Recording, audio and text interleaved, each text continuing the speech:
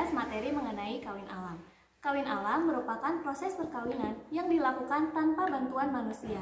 Secara garis besar, tahapannya terbagi ke dalam 6 tahap. Yang pertama sniffing, kedua fleshment, ketiga nudging and kicking, keempat mounting, kelima intromisi, dan yang terakhir yaitu ejakulasi.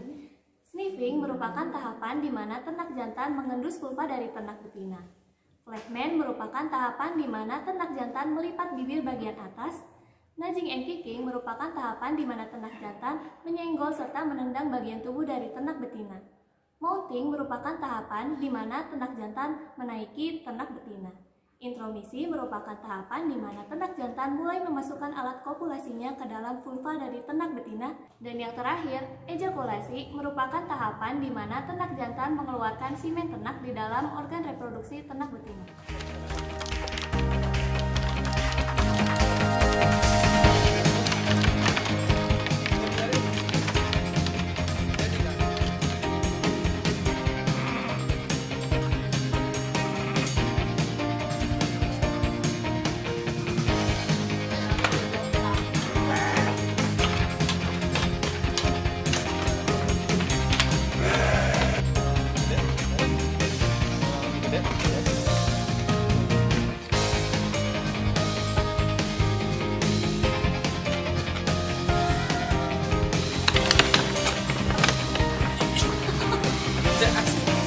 Biarin, itu intromisi, kali intromisi.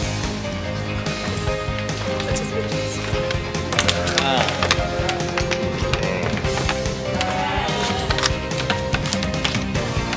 Gimana ya?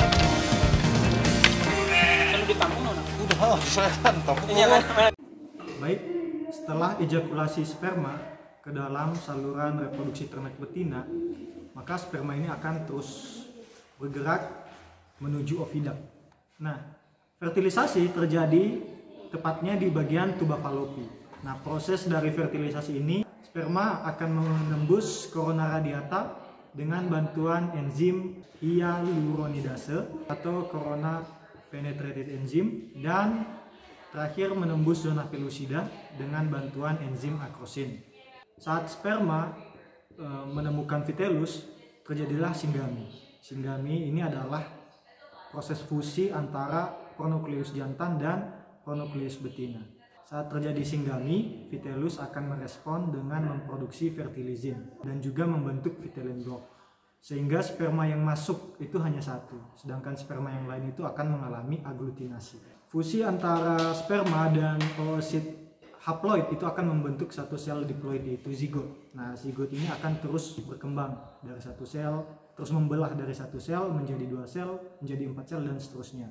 Nah, jika saat sudah mencapai lebih dari 16 sel disebut juga morula. Nah, morula ini masih terus membelah. Saat lebih dari 64 sel disebut juga blastosit. Nah, blastosit ini dibagi menjadi 2 kutub. Pertama adalah kutub animal dan juga kedua adalah kutub vegetal. Nah, kutub animal ini disebut juga ICM atau inner cell mass. Nah, ICM ini nanti akan menjadi fetus, sedangkan kutub vegetal disebut juga trophoblast. Nah, ini akan membentuk sistem plasenta. Nah, selanjutnya blastosit ini akan terus berkembang menjadi expanded blastosit, di mana zona pellucidanya itu akan semakin menipis, dan akhirnya zona pellucida itu pecah dan disebut juga H blastosit. Nah, pada fase ini blastosit sudah siap menempel. Proses menempelnya ini disebut implantasi.